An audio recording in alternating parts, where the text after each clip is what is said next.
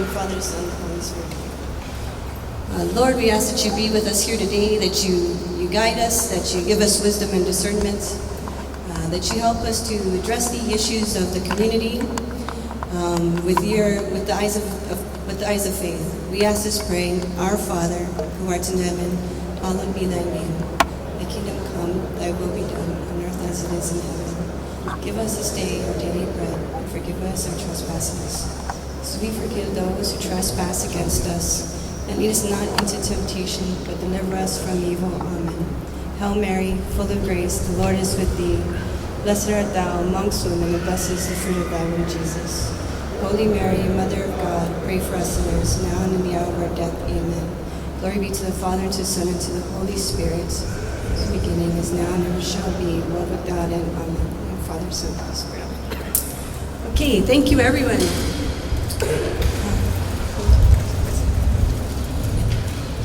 Thank you.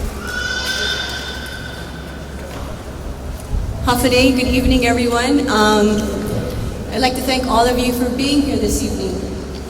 I have with me the President of the Mayor's Council of Guam, Mr. Angel Sublime.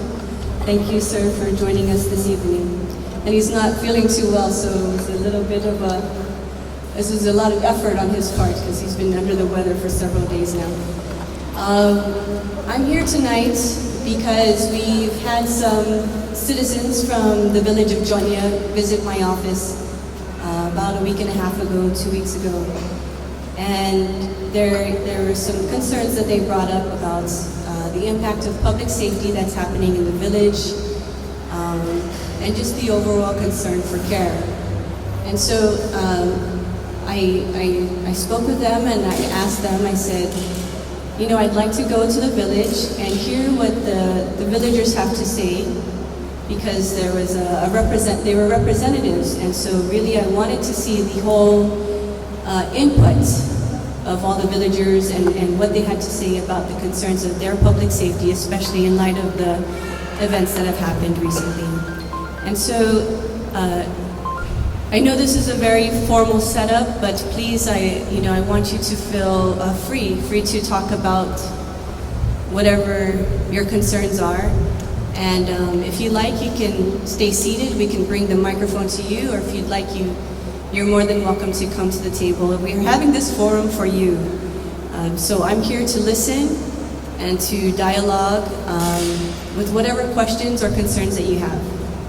Okay, so is there anyone that would like to go first? Okay, yes ma'am. Would you like to come to the table? The mic will be brought to you? Okay. Okay. And if you could just state your name for the record.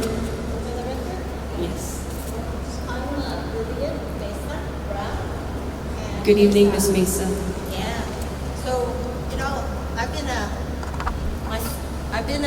My family has lived here all their life, my grandparents and all, okay? I've even gone through some mayors and all that. Now, this is really, we need a mayor, come on, okay? Now, we want one that's honest, not so much, come on, Jesse Bloss. I'm sorry, but he's in the criminal stage, okay? We don't want that. We want a new mayor, so when are we going to have one? Are we going to start on a vote or what? What are we waiting for? That's my concern. And we want one. We'll vote for one. We want one that's honest. Okay? No criminal record. We don't want that either. My dad was a cop, so she would probably just he's shaking his head right now. He's dead. But anything else before the people of Zonia we want? I'm sorry, but there's not that much here, but I'll represent the whole village. We need a mayor, not Jesse Bloss, please. Okay? He's done so much harm and an embarrassment to the people of Zonia. I'm even embarrassed to say, I'm from Zonia. Okay? We have that scandal. In all my life, we didn't have a scandal. All the mayors were true and honest. but they didn't even bring any scandal to the village. Okay? All right, that's all I have to say. Okay, thank you, Ms. Mason. Thank you.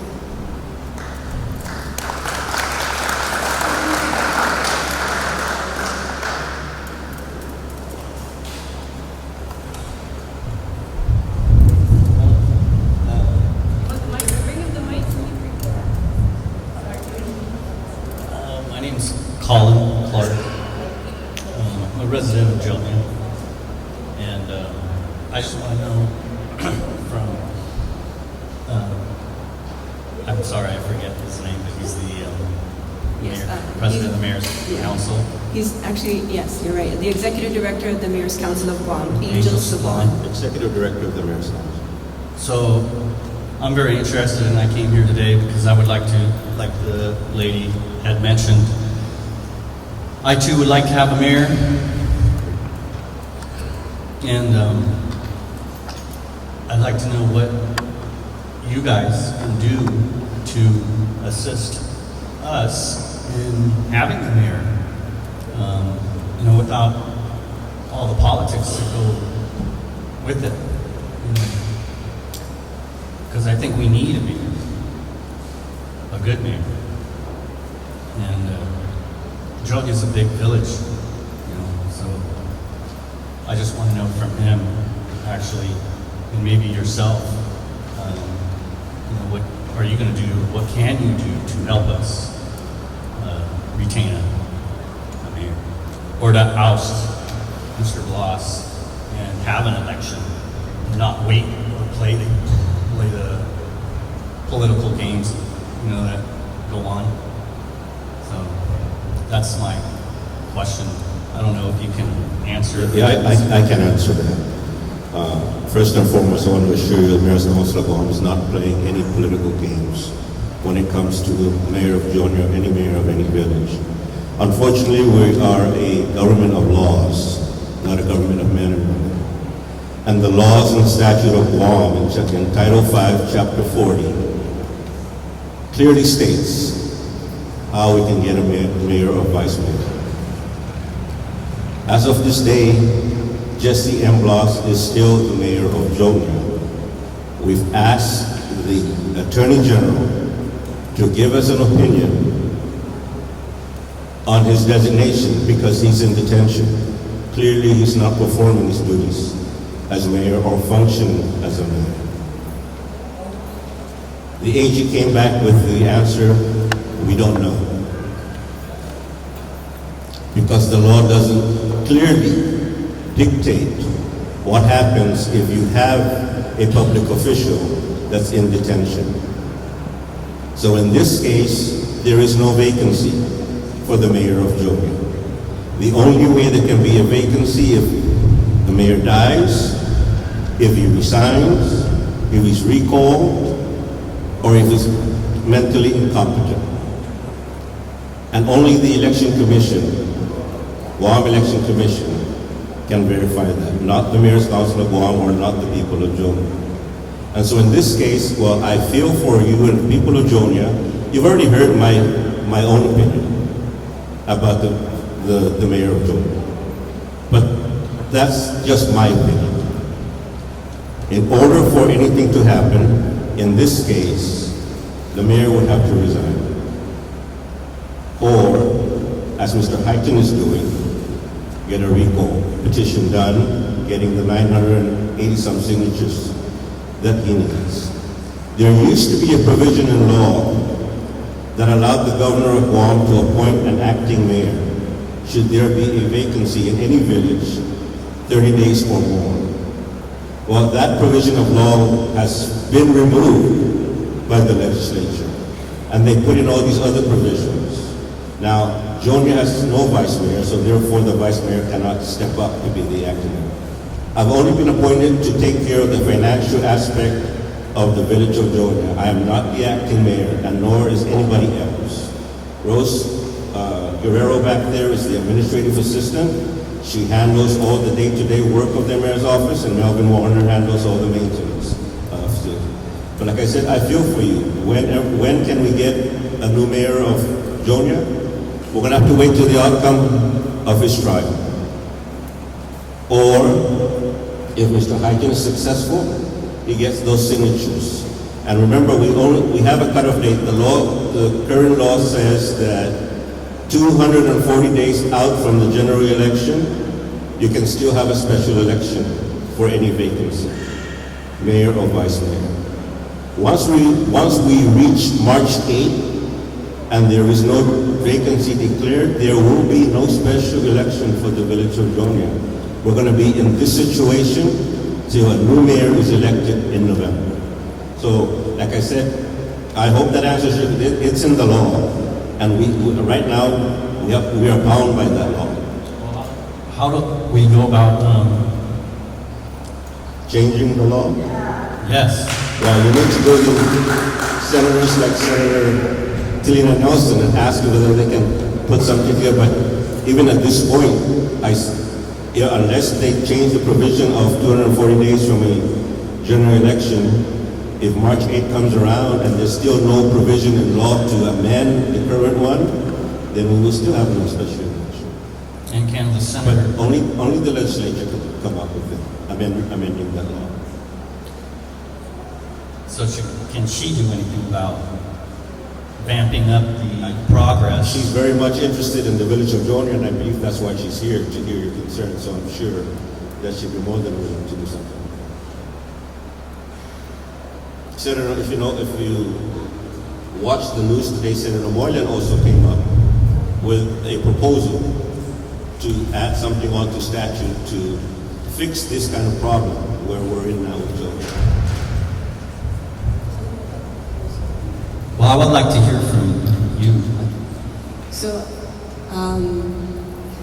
some of the realities that we deal with, right, is we want to make sure that the people of Jonia elected the current mayor in.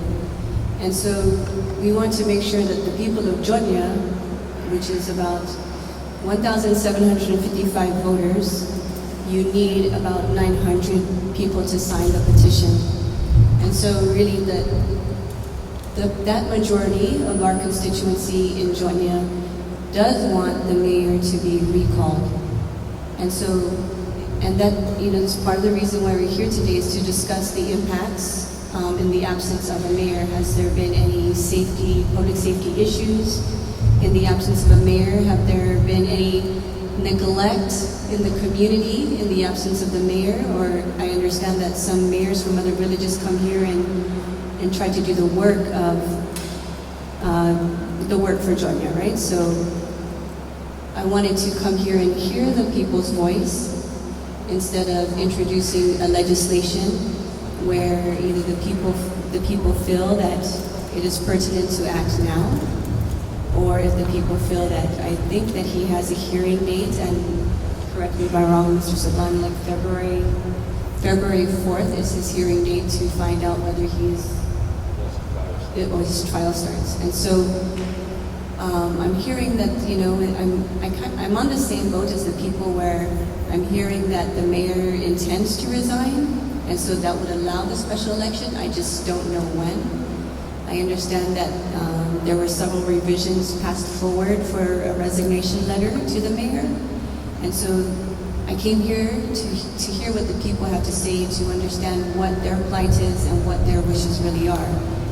And so if we can get the people, the majority of the people feel that we need to act now because there's a public safety issue and the job of the mayor is not being done properly and servicing the community, then that's what I'll act on. If the people feel that they can wait, then that's a dialogue that we have as well.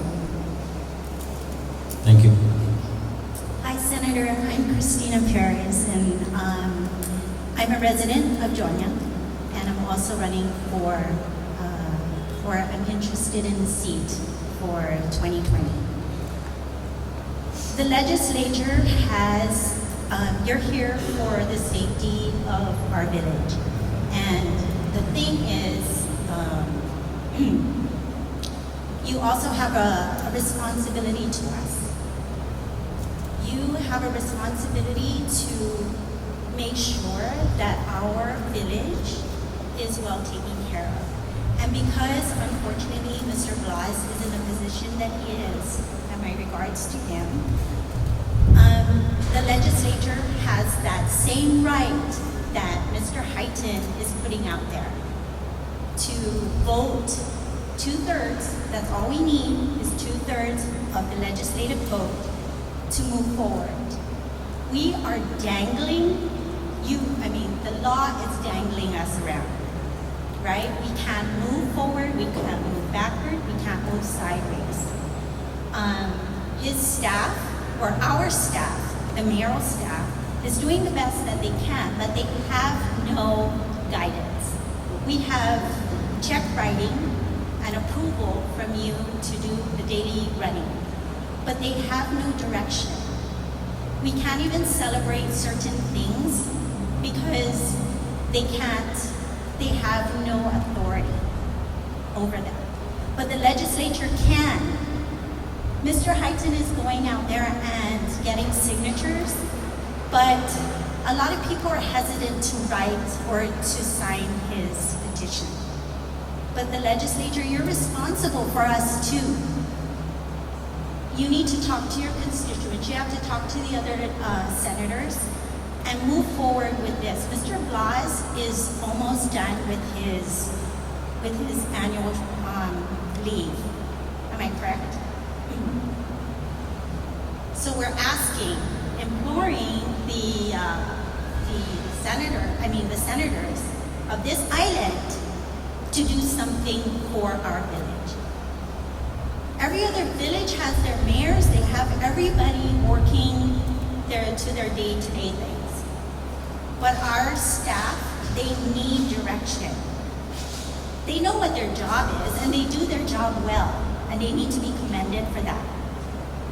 But the legislature needs to do something. We shouldn't have to have Mr. Heighton go out and look for 981 votes of people that are hesitant to sign it because they're afraid, or their family, or they're supportive, or they just believe that Mr. Blas is innocent until proven guilty. But our village needs somebody now. And I'm saying this because I'm a resident, and I have to struggle with seeing things and doing stuff.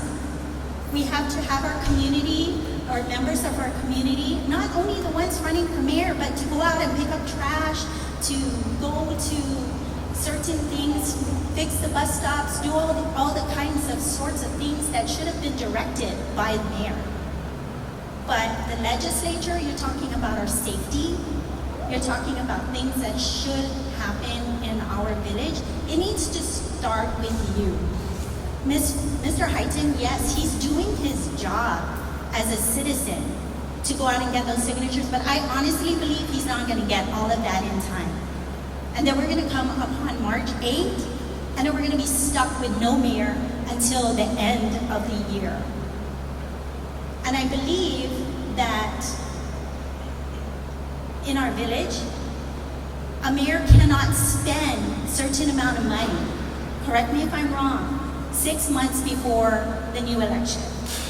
What are we gonna have? What are we gonna do with no money in our community to spend on repairs for our buildings that are needed? We are asking the legislature to do that for us, because you're still responsible for us. You're still responsible for our safety. You're responsible for everything that happens to us because you're the lawmaking body. And we look up to you to help us at this time. It hasn't been done before. Even the AG's office, they don't know what to do with our situation, but you do. You need to get those votes. There's how many senators? 15? You need to get 15 people to come to the table and say, listen, we have to help Jonya. Mr. Blas, unfortunately, I'm sorry that you're in this situation. But you have to be more sorry for the people of Jonya. Because we can't stand here and just dangle around. You're in limbo. We're in limbo. We have no direction, and we need direction because the people need to know on a daily basis what to do, where to go, and how to act. And His staff they're doing the best that they can, but they can't even do anything. They can't make decisions that need to be made on a village level. So we need you 15 senators to take responsibility of the voters here in Georgia, because we're not just 10 voters, we're like 2,000 voters that put you guys in office to help us. So, and do you feel that in the absence of the mayor, do you feel that public safety is at risk? Do you see any neglect in the village? We see neglect everywhere. And you know what happens when there is no mayor, when there's no leadership, when there is no parent in the house? Everything goes to chaos. Drugs will start to come back, all these things, truancy. And then you're going to have neighbors that their disputes are going to go on and on and on because your peacemaker's not there. It's vacant. So they feel like they can just do whatever they want. So tonight, you're here, and we're here to ask you, don't let Mr. Heighton go out there and beg people for signatures that he knows, and maybe a lot of us know, not going to get before March 8th. But there's 15 of you that can make a decision for all of us. Because we need leadership in this village now, not in March, not next year. We need it today. We need it tomorrow, as soon as. Whatever it is, you need to do something to help us. Because we put you there. Because we trusted you that you would make laws that govern us. And right now we're lost, and we're a big village. And we are asking, no, we're not asking. We're begging for your help.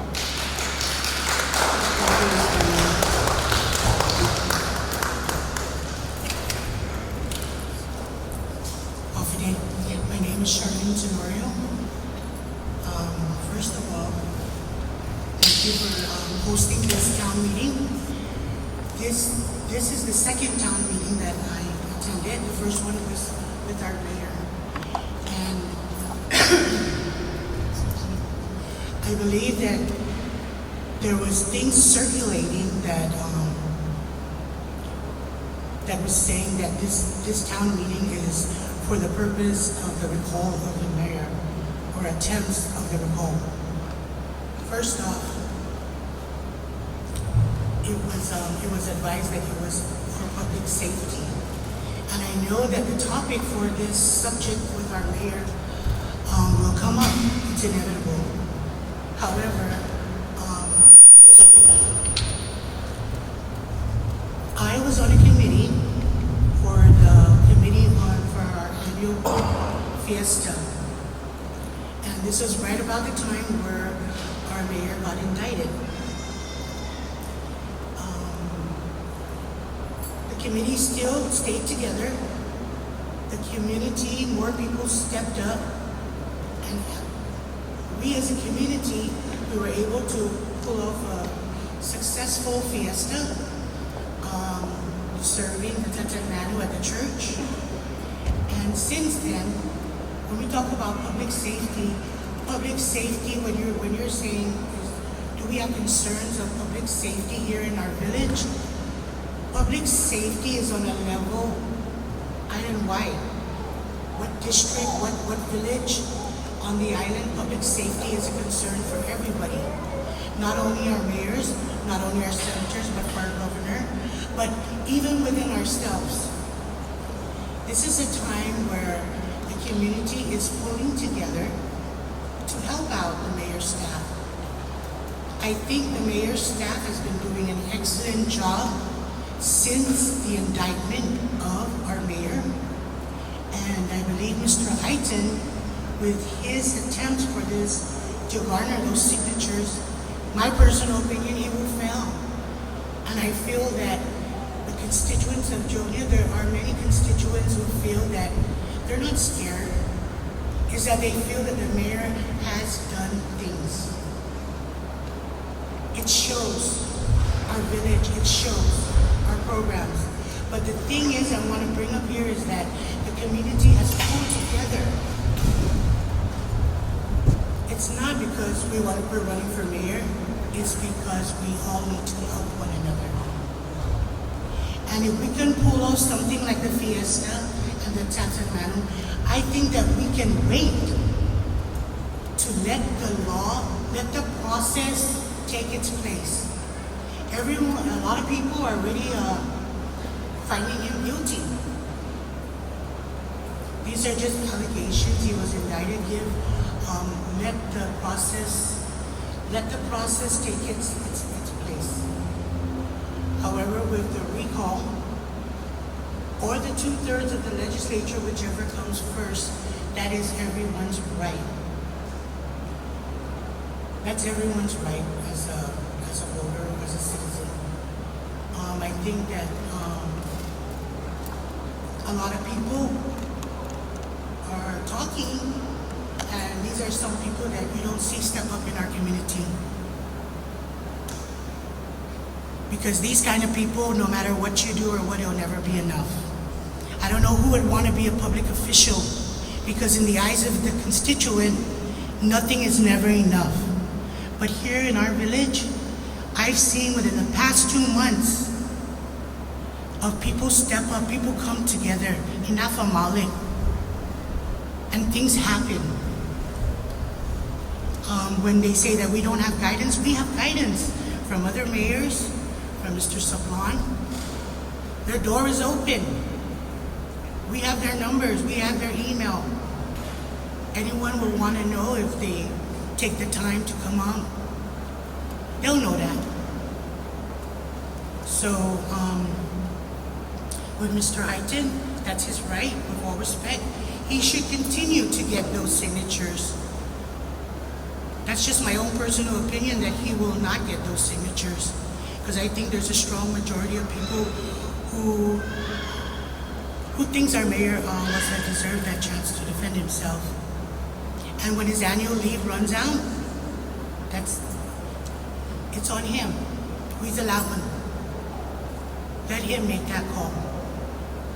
But in regards to public safety, public safety is a concern for everybody. Norio. Thank you. Thank you.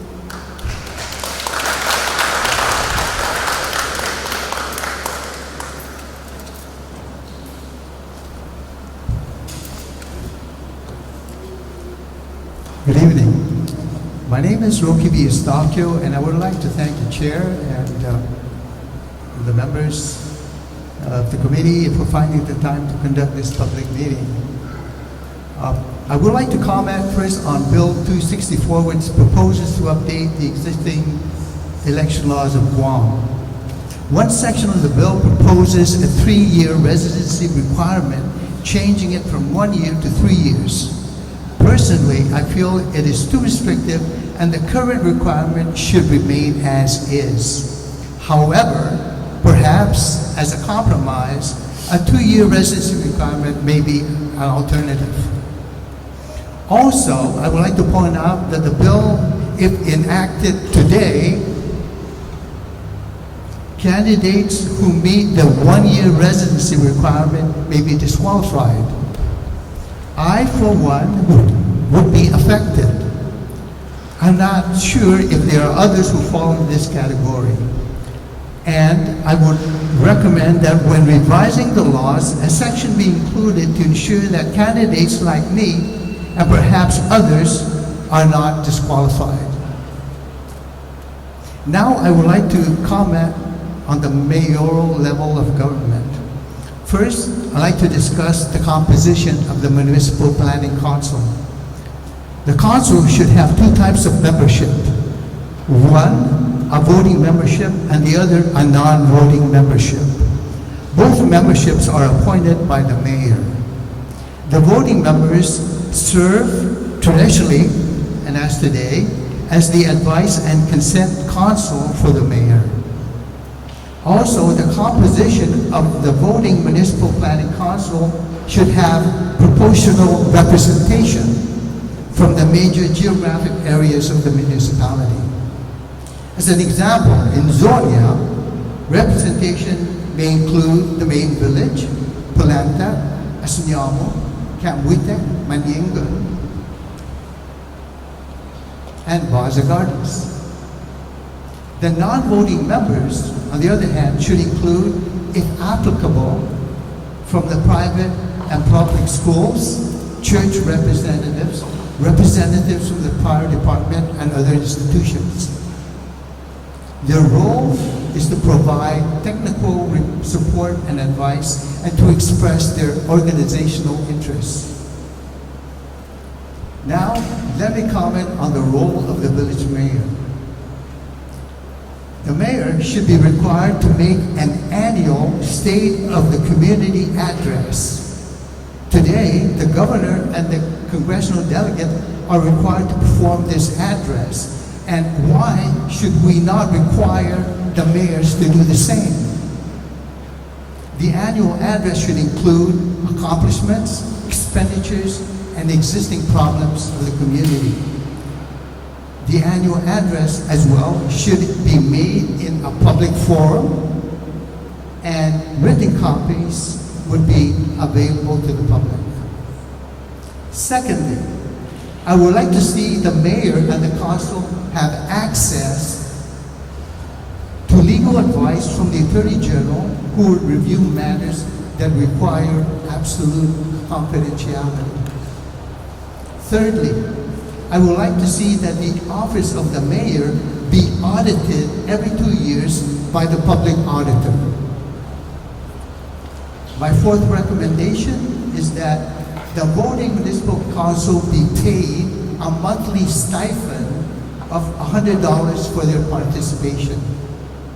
This would encourage attendance, and council members give their valuable time and accrue expense related to their duties. Therefore, they should be modestly compensated. Finally, the question in the minds of many residents is how the current mayor is able to run his office without a municipal planning council. It seems that the current laws and the system in place did not take into account the situation we now have. However, I feel that if we have checks and balances like proportional representation, 2 types of council membership, biennial audit, and the mayor's annual address, these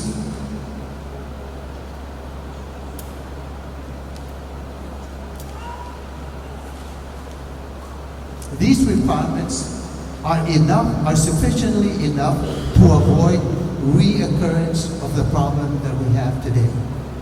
Thank you for allowing me the time for my comments. And I would submit my written testimony.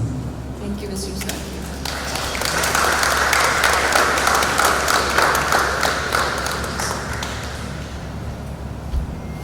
Good evening, ma'am. My name is Mr. Jesse Castro, happily retired from DOE.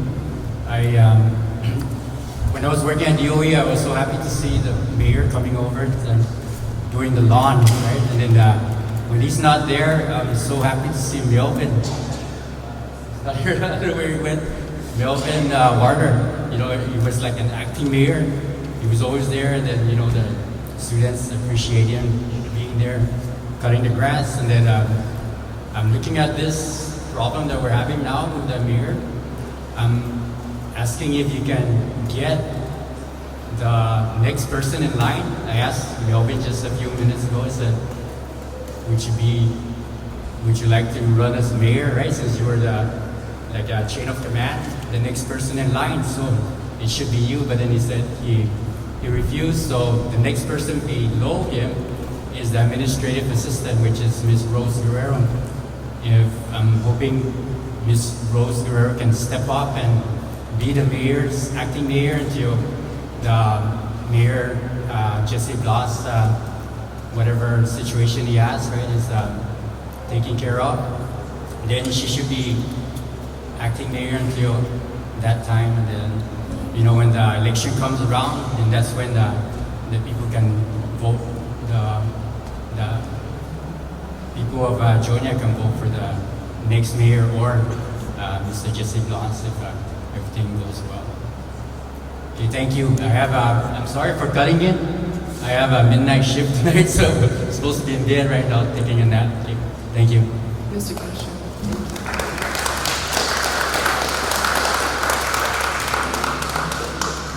Good evening, Senator. Mr. Sablan, good evening. I'd also like to recognize Senator Therese Tulahi, who's sitting somewhere back there. Good evening, Senator Tulahi. Thank you for being here this evening. And to the residents of Jonia, thank you very much for showing your concern regarding the issues being brought to the table this evening. This evening, I like to talk about two things. Number one, obviously, is the situation with the mayor, and I like to talk about that first. And then you bring up public safety, and you asked, has public safety increased since the mayor has there been an impact? So I'd like to talk to that particular point and provide some data to that comment. So first, on the issue of not having a mayor, I share the same sentiments with all the residents that have come before you this evening. Mr. Estacchio, Ms. Mesa, Ms. Perez, Ms. Tenorio, and everybody else has been up here. They all share, I think, the same concerns. The thing I'd like to say to that is the village of Jonia. I personally, as a resident of this village, I think there's a certain amount of vulnerability that the village senses. There's no mayor, there's no leader. So who's taking care of those mayoral responsibilities? Now, Mr. Sablan, you did specifically reference Title V, and I think that's important that we all understand what the law says. And Senator, I appreciate the fact that what's happening down in the Congress building is that there are discussions to address that. Number one, to deal with what is happening now in the absence of Mr. Blas, and then should this happen in the future, what can be done to prevent those kinds of situations. So I think that it's important that we continue to have those kinds of discussions to figure out what needs to be done. I think simply saying that the law says this and we need to wait and so on and so forth, I'm not quite sure that the village of Jonia and the residents of Jonia are willing to wait, considering that the election is not going to be until next year. So that would be my sentiment, and that would be my comment, that we need more discussion needs to happen. But beyond that, I think that it needs to be taken to the next level. The discussions are being, you're hearing from the residents now, discussions are happening down in the legislature, so we need to put that into action. We need to action that to figure out exactly how the village of Jonia can move forward. Because for obvious reasons, like you said, the village feels like it's in limbo. I personally feel like there's a certain amount of vulnerability that the village is experiencing right now. Who's in charge? Who's leading the village? Who's representing the village as an elected official? Those are all big questions in the residents' mind. The second thing I'd like to talk about is the issue of crime. You talked about crime. Has crime increased since the mayor was arrested? Well, I think to that point, what I'd like to talk about specifically is crime in general in Guam. Because I think not just the residents of Jonia, but all 19 municipalities are all feeling and hearing the same thing, experiencing the same thing. And the reason why I say that is because the Guam Police Department, under my tenure as the Chief of Police, pushed forth a survey. And we all know about that survey because it's been in the media. The current chief, Chief Ignacio, has talked about it. But I'd like to talk about that specifically so that we can address crime, because this is not just applicable to Jonia, but applicable to the entire island of Guam. And when you take a look at this perception study, I'd like to be clear that this study is not the Guam Police Department saying what the issues of crime are and what their perception of crime is, and what their perception of the Guam Police Department is the perception of the community. This survey that was put out and the results of it are from the respondents who were issued the survey. So this is their voice saying that this is how they see crime. And when you take a look at that, they look at crime as, I mean, there are obvious concerns. And those top concerns are things like theft, home invasion, and sexual assault. And just crunching the data or looking at what the data is saying, those are the big ones. Alcohol consumption is another big one based on what the respondents are saying. And the bottom line up front is that the the community's perception of the Guam Police Department is relatively low. I mean, that's clear cut from the survey. Their ability to prevent crime, it's poor to fair at best. Now, I don't want to inundate you with this. I'm sure you've taken a look at that study, but I'm just kind of highlighting some of those big things. And the last thing I'd like to say to that point, as far as crime is concerned, is that as a legislative body, as a people of Guam, I think that we need to consider some of the recommendations that are being made in this study. Number one, public safety needs to be prioritized, and it's because of the crime that exists. It's because of what the people are saying their issues are of crime in the community. And by prioritizing public safety, we really need to kind of action personnel resources, logistical resources, and training resources to the entire public safety community. Not just the Guam Police Department, but the Guam Fire Department, Customs, and so on and so forth. That prioritization needs to happen. There needs to be engagement so that there's more interaction with the residents and the people, not just from Georgia, but all 19 municipalities, to be able to deal with crime. Ms. Tenorio talked about, crime is up and we're dealing with drugs and so on and so forth. Those are valid concerns, but I think that if law enforcement and public safety and legislation could be introduced so that we can proffer that, we can move that forward, I think we're going to see more engagement, and there's going to be that increased safety in the community. And then the last thing I'd like to talk about is, or the recommendation that's in the survey, is the approach to dealing with crime in the community. And I think that the approach needs to be a holistic approach. What I mean by that is it's not just the Guam Police Department, because those men and women, they work very hard. And you know that. You know that as the vice chair, you knew that as the chair for public safety. During the last legislature when I was the chief, and the approach needs to be not just from government, not just the Guam Police Department, because they can't arrest their way out of the situation. This is going to require an entire community of Guam. It requires the government coming together. It requires the nonprofit, the non-government, the faith-based organizations, the military. It's going to require the residents, and so on and so forth. It's the whole community coming together to be able to deal with this issue of crime, to be able to deal with all the issues that exist in the community. Now, I'm talking specifically about crime because of the fact that I've worked in that arena for some time, and I've taken a look at what the data is saying. So I just kind of wanted to put it out there to make it known that these are some of the things that we're taking a look at. Again, I share the same sentiments that the rest of the residents here in Georgia share with regards to not having a senator. I appreciate your efforts, but I think we need to action that. We need to move it forward so that we can figure out what can we do to be able to fill this vacancy. And then when you talk about crime, because you asked specifically about that, I think not just for the village of Georgia, although Georgia does experience crime, and thank goodness we have a very robust neighborhood watch program with a very robust WhatsApp chat group, and information gets disseminated so that we can watch out for each other. But we really need to move that forward. So I just wanted to bring that to your attention. Thank you again for taking the time out of your very busy schedule to have this evening, and thank you to the people of Georgia. Please state your name for the record. My name is Joseph Iglesias Cruz. I'm the former chief of police, and I'm also a resident of Georgia. Thank you. Thank you very much.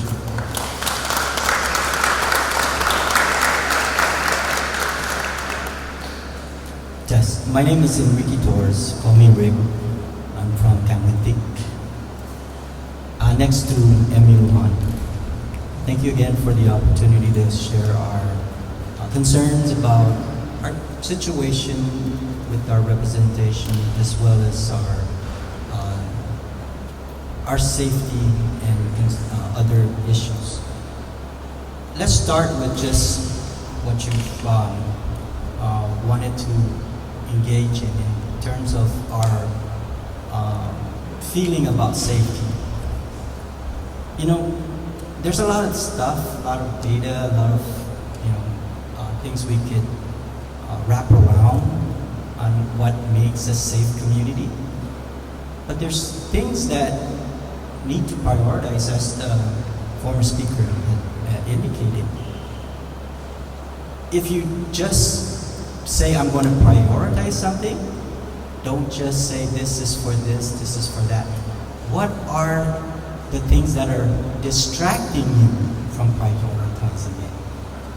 When leaders and politicians go to they put their platforms together, they point out three things that are very important. In what order? You can choose: health, safety, education. And now that we're not at re-election mode yet, it just makes sense that we're just toying around with these top priorities. So when election comes around, it's like education. We gotta make sure we're doing something about education because a large number. And I'll stand up because this is the shirt that St. Francis did for their fundraising. And we have 2 schools. So you're gonna prioritize safety but yet forget education. You're gonna prioritize safety but yet forget health. They come together. But how do you do that? Lack of resources, lack of, creative people. People have creative minds to think of things, do it right, follow examples. Safe communities are happening in the States, but why aren't we getting that type of, different types of, I'll give you an example. So, if I was a criminal and a dog is chasing me, a canine is chasing me, I'll stop and I'll adhere to the cries of the officer because that dog is going to bite me. That's an example. Canine, why aren't we now we have additional recruits. Give them some specialized training in canine, for drugs, as well as apprehensions of criminals. Another example. Okay, so it's known, again statistically, that criminals use stolen vehicles. So I know there are potential electronic devices in front of police cars now that can look at registration or license plates and match up if this is a stolen vehicle. And if it's in Jonya, something's wrong. Someone's going to commit a crime, and whoever spots that car, that license plate 44968YON is the license plate of the criminal, but yet it was a stolen license plate. So, in the issue of again prioritizing, we need to know that we're not just one portion of society. It's not just safety, because safety also incorporates the health of an individual. They will be injured in an accident. They will have, I have to admit that maybe I'm also one of those that drive through our village at 60 miles an hour. And trucks don't care either. They come rolling down the street even though there's a crosswalk. I've tried crossing over that crosswalk and only to think, I gotta watch both left and right and then left and right again. Because it's a given. We are disrespectful of our own laws that are here in our territory, in our island. Now those are just some examples of out-of-the-box thinking, prioritizing for health. Senator Tarlahi, I know she's listening, that with home invasion comes injury, death. With crimes, burglary, armed burglary, shootings, there's injury, there's death. And that taxes the community in terms of funding. So that's what I mean. You're going to prioritize safety, but yet you're forgetting that there's things that are consequential with that factor. Now, I'm going to turn over to the issue of our leadership here in Jonia. Correct me if I'm wrong, is the law that strict? What processes of legislation or through the executive and judicial, the three tiers of government, what processes can we as members of the community engage in? We say, okay, 3/3, 2/3 for the legislature, recall from the community. And are there any other executive order that a governor can make in terms of state of emergency for Jonia? We're going to run out that opportunity to can't spend our monies that's allocated to our office, yet we're not going to be able to provide for health, wealth, and education and safety. So I asked the question to get a response as to, is there a judicial venue? Can we as citizens do a class action suit? Can we engage in, I hate to say, but 3 tiers of government? Can we sue the governor? Can we sue you for not entertaining our need and our representatives for this community? So I need to hear from you your response, and then maybe I can continue further. Well, I don't know of any executive order or authority that the governor has to appoint an elected official such as a mayor.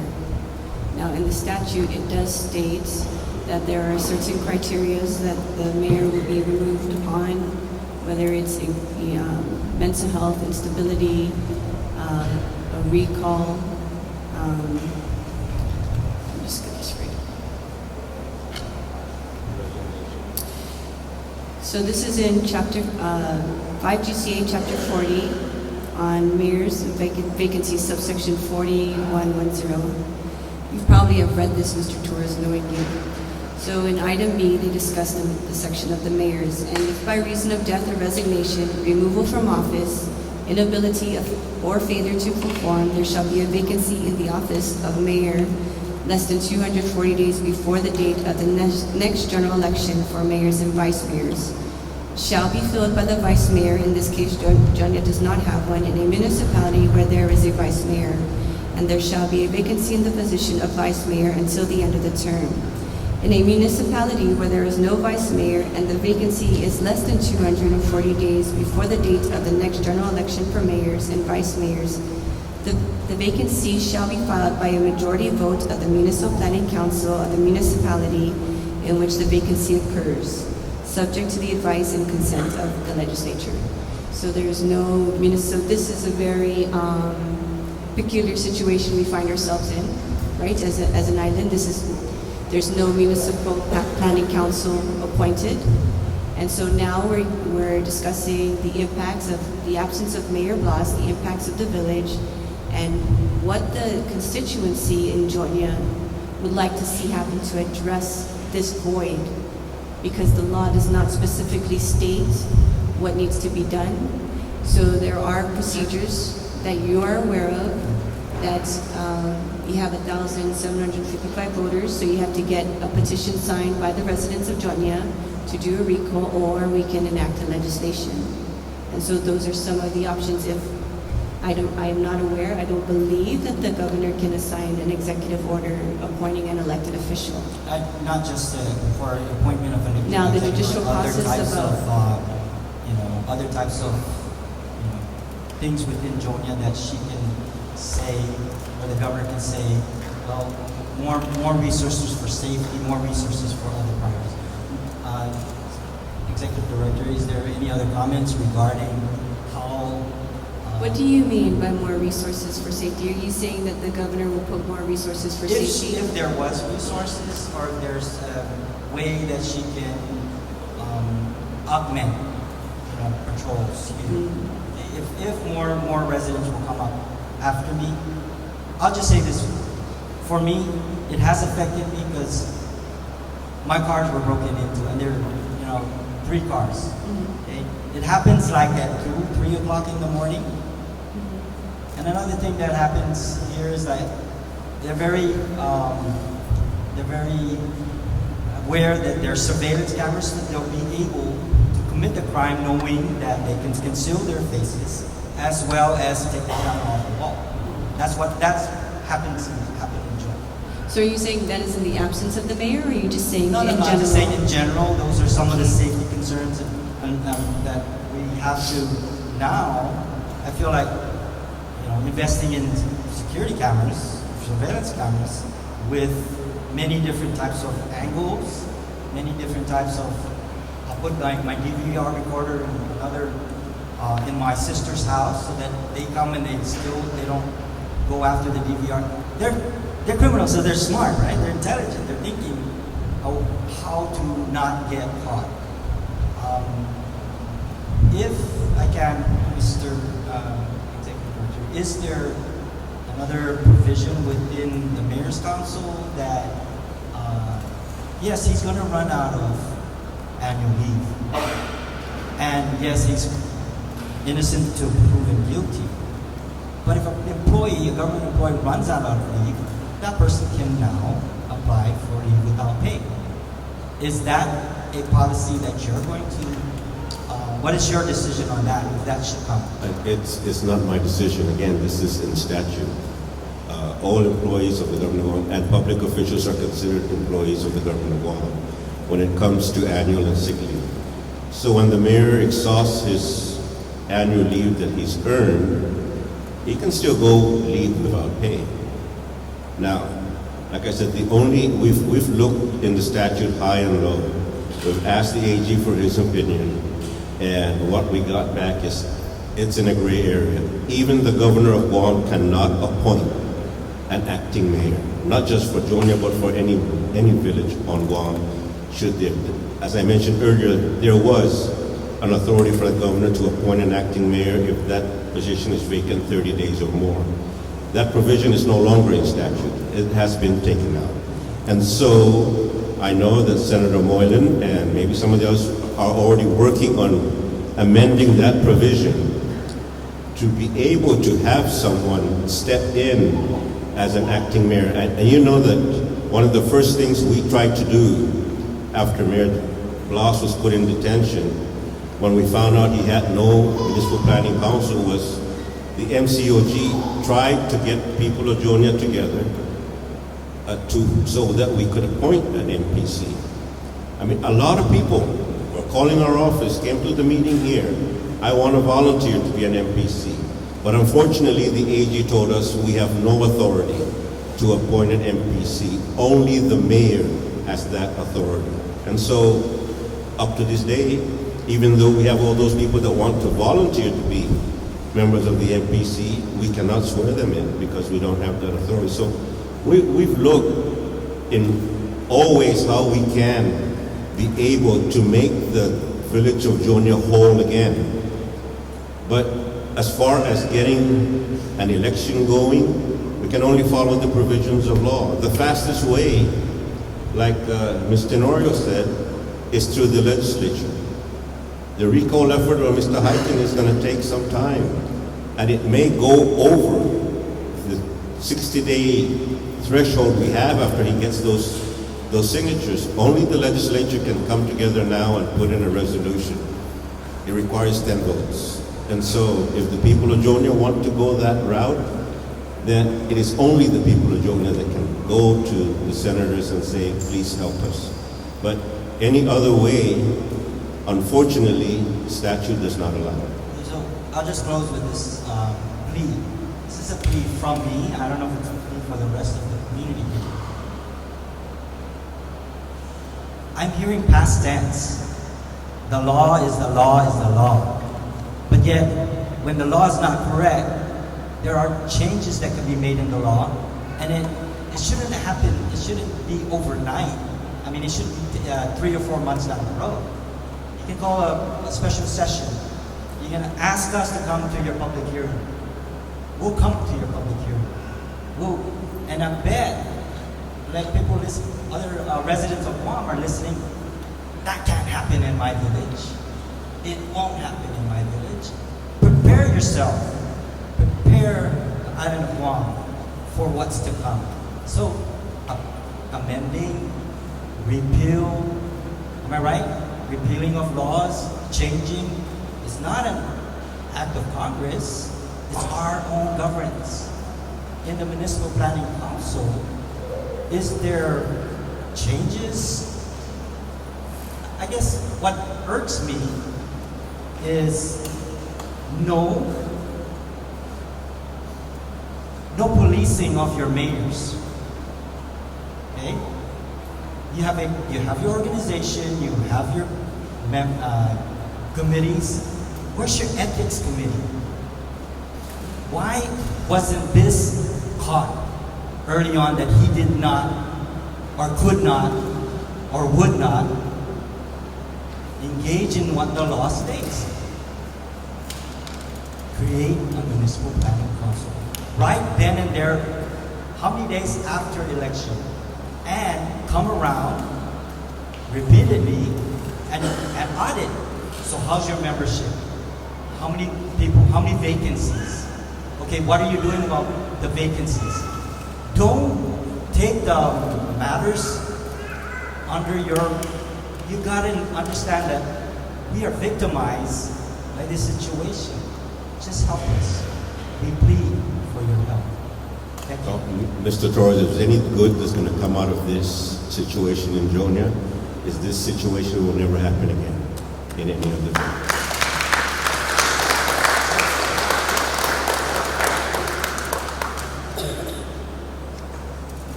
Good evening. My name is Kenjo Adam. Good evening, Senator. Good evening, Angel Saban. I come before you offering a unique testimony about where we are here in Jonia now, as it currently sits. Jesse Blas is also a dear friend of mine, and he's currently facing things that other aspects of his life took his attention to. But I pray for his family and his friends and everybody that surrounds him, because they're all good people. We all have good in us. I know it. I'm 37 years old, and it may not sound significant to you, but it takes 37 years to be 37 years old. And at the age of 29, the people of Village gave me the honor of serving as their mayor. And we put together a great team. I have the honor of working alongside Mr. Sablan.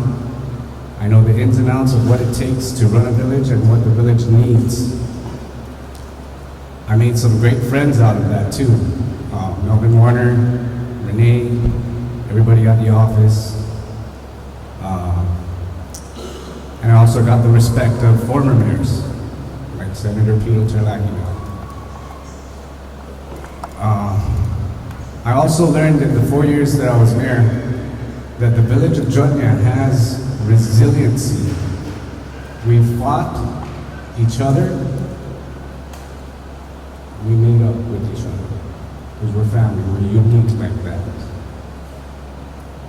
They always joked to me before I ran for mayor that if you're gonna run for the mayor of Jonia, there's a few street fights you gotta win first. And that's how Jonia kind of rolls. And we like it like that. But we're a family of love, resiliency, and restoration. As we sit by the church, that's what they teach us every Sunday. I'm in love with this village. We're all in love here. Everybody here has been on earth a few years. So I would say all that matters. And we are Junior Strong, and we need a mayor. And we still love you guys. Thank you.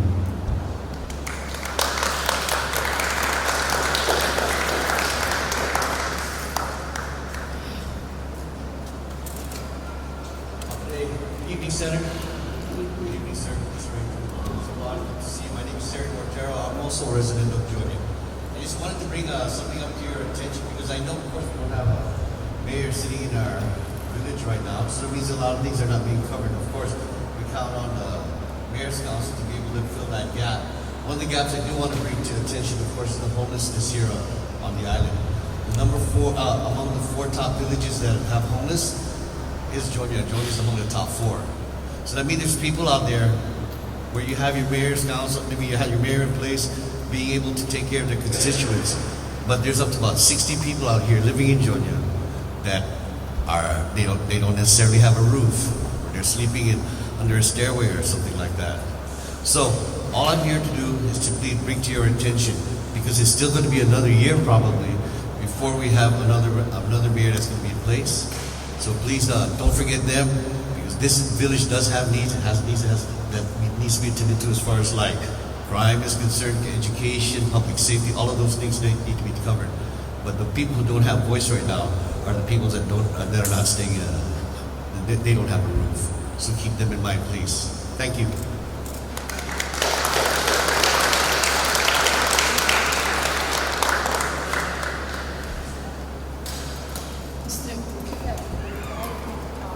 Yes, ma'am.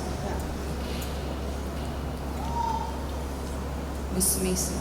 Yes. Yeah. My name is Lillian Mesa Brown. I'm concerned, Christmas vacation is coming up. Okay? Kids are out. Teens are out. So we need a mayor or something to control, or we are lost here in the village. I'll say that. We are lost. We don't know who to go to. And so for the protection of the youth, they're going to be out Christmas vacation, right? I know that.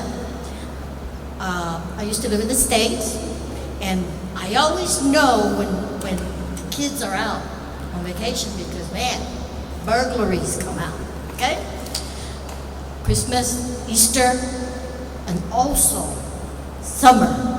We don't want to wait for those. We don't want to wait for those, those criminal things to happen, or should I say, for the children, for the youth to be out there, committing these crimes. Easter vacation, kids, their minds wander, okay? Really, I would probably say they're the ones that vandalize, okay? And so Christmas vacation is coming up. So I'm concerned for our village and for our youth also, okay? That's what I have to say. Let's not wait. I don't want to wait for Easter and youth and summer, okay?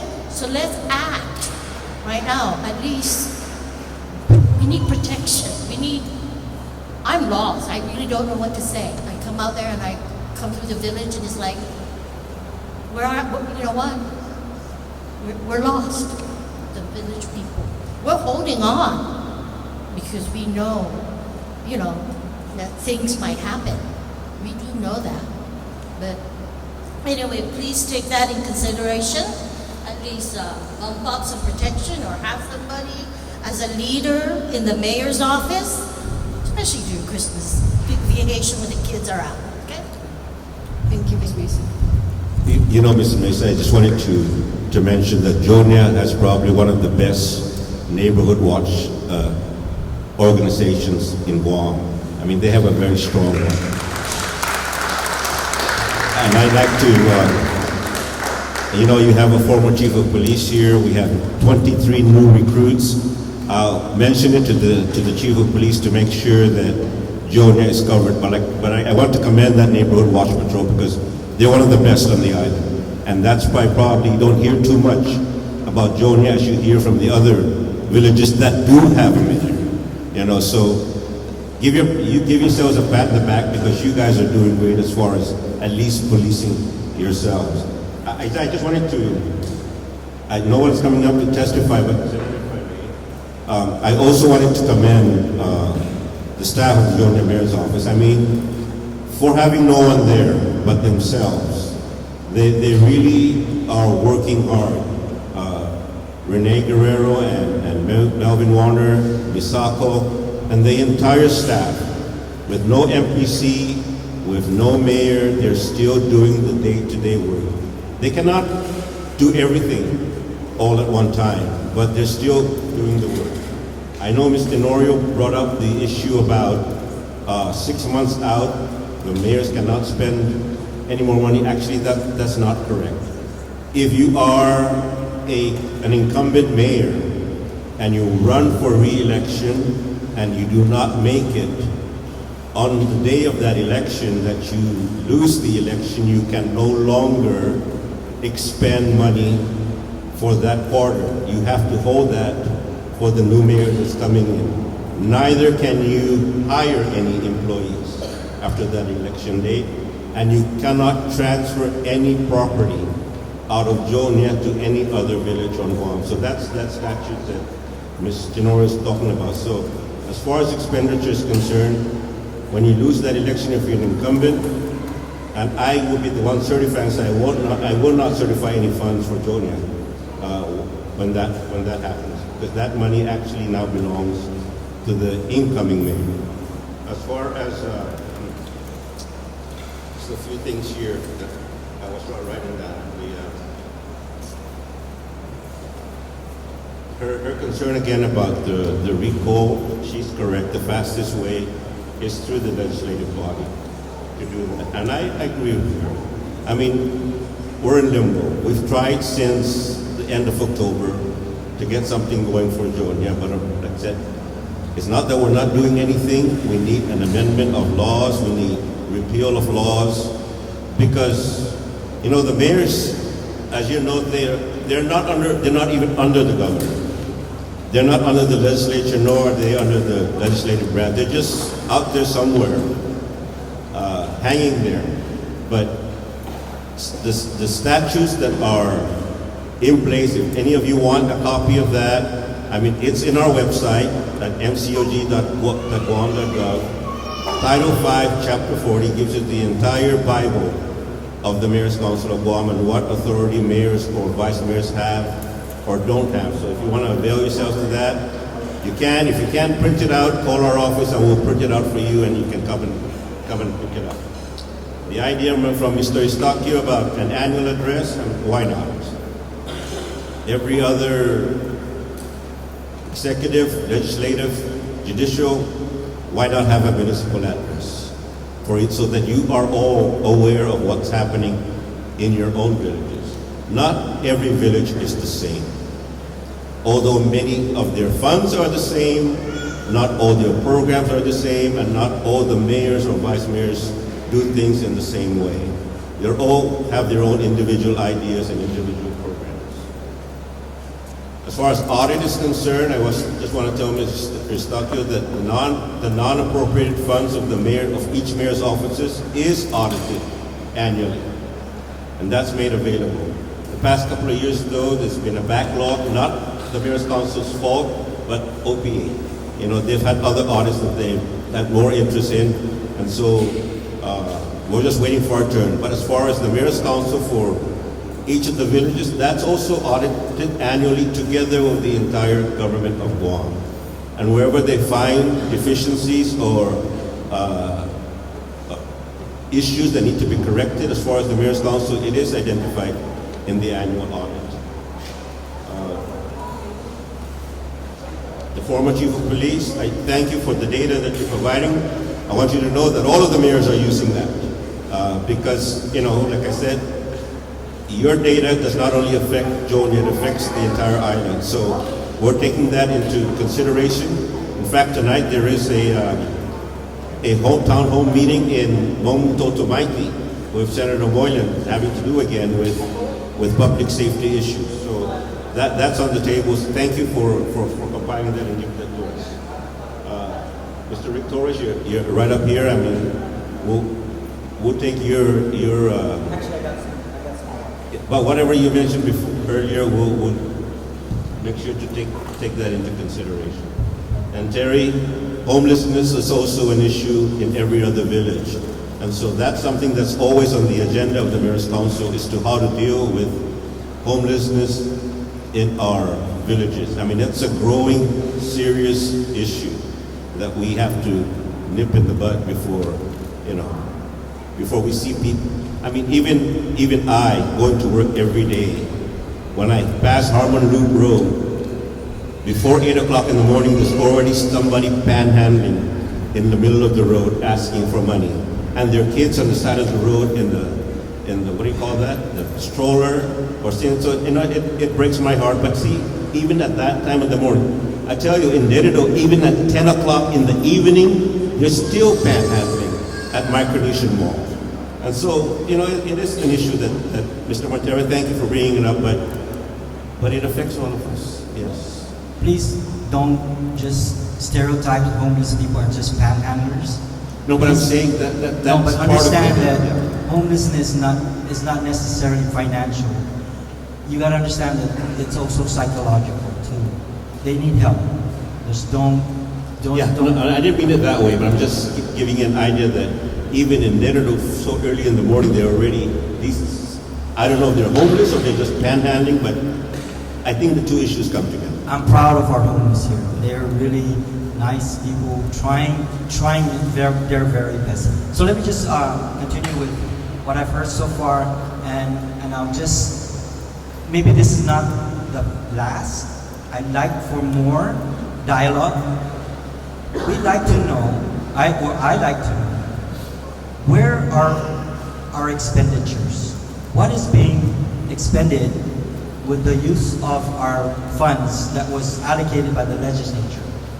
And then, at least what we can hear from you, maybe not tonight, or maybe through an email, or a newsletter, you can show us how our funds are being allocated. And like I said earlier, if it's prioritizing something, then we're going to come to a consensus with agreeing or disagreeing with what's being expended. Yes, a municipal planning council should have been in place. Yes, now we're in disarray, but how do we go forward? How do we go forward from now to the next leader, next mayor? How do we improve from then? But what is happening now? What is happening now to the use of the allocated funds in the budget? If you want to do that another time. Yeah, I couldn't give you all the details today, but we do have quarterly reporting requirements for each of the funds out of the for each of the mayor's offices. And we can provide that to you where you'll see all the expenses per village. Email address? I'll give you my card tonight. Okay. Yes. Buenas, Senator.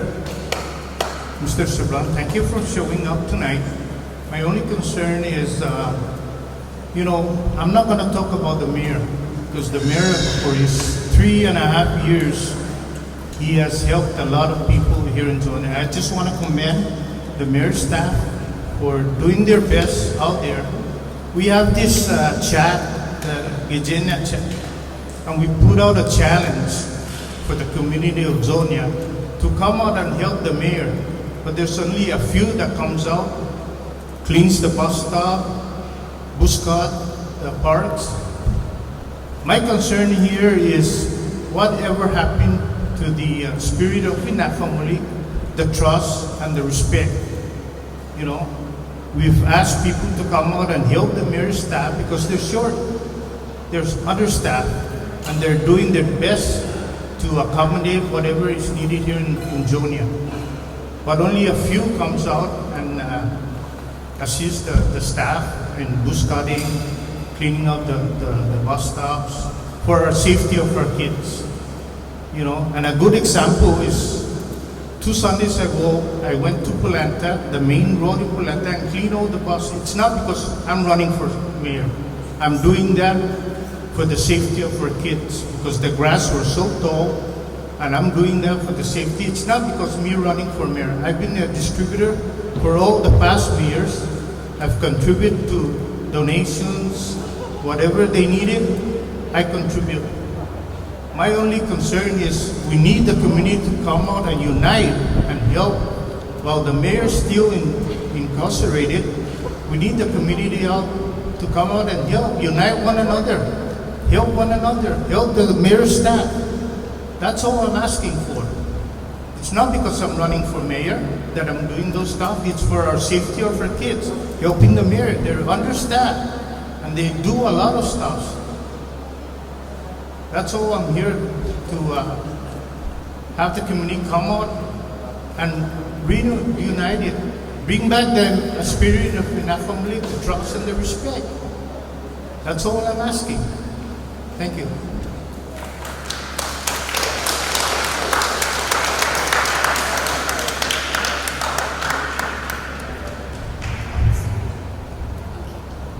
Is there anyone else that would, thank you, Mr. Terlahi. Is there anyone else that would like to give testimony? Okay, I want to thank you all for coming out tonight. I think that, I believe that the community wants more than just words, right? You want action. And so, I understand that there is a lack of leadership in the village. I also understand that the villagers have been coming together, helping one another. Ms. Tenorio gave a great example of the fiesta and all of the events that have been occurring since the absence of your mayor. This is really a precarious situation that the village is in because of the situation of the absence of the mayor whom you were elected to represent you as your village leader. So what I am going to do is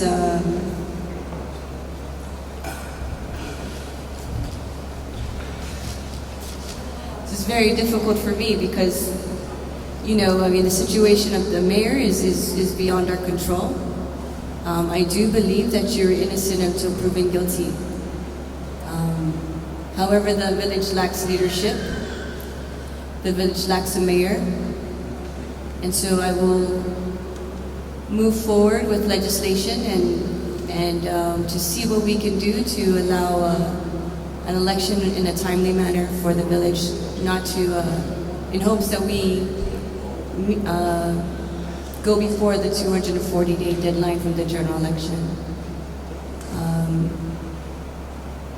If the people of Georgia do not agree to this legislation, I invite you to please come to the public hearing and state your disagreements with this legislation. I invite the democratic process to take its place. If you believe in this legislation, I also invite you to come to the public hearing. Before we have a public hearing, when the bill is drafted, I will come back to the village of Jonya and discuss it with the villagers here, and we'll hold another town hall meeting to discuss this legislation if no action has been taken since the initial legislation that we will put forth. Yes, is there? Well, we have to write the bill first. Yeah. And so usually when we give us some time to write the bill, and then we have a 5-day notice for a public hearing. But before I move forward with the public hearing, I want to come back to Jonya and ensure that this is what the villagers, at least the majority of the villagers would like, is a leader, a representative, to hold them through until the upcoming election in 2020. Okay, so that is my commitment to the people. I don't speak much, but I like to do some action, and if this is what the people are asking for, if they are against it, then let us discuss it and see how we can make it better and address the absence of leadership in the community that you voted for. I'm hoping that if the people feel so strongly that they want a mayor, in the meantime, I'm hoping that they could sign the petition and they can make this action themselves, because it is the village of Jonya that elected this mayor. And so I'm hoping that that will happen so that the legislature doesn't have to get involved in the community actions. So that's what I invite you to do if you strongly believe in it. And we'll hold a town hall meeting before we push this bill forward and have it heard on a public hearing. Okay?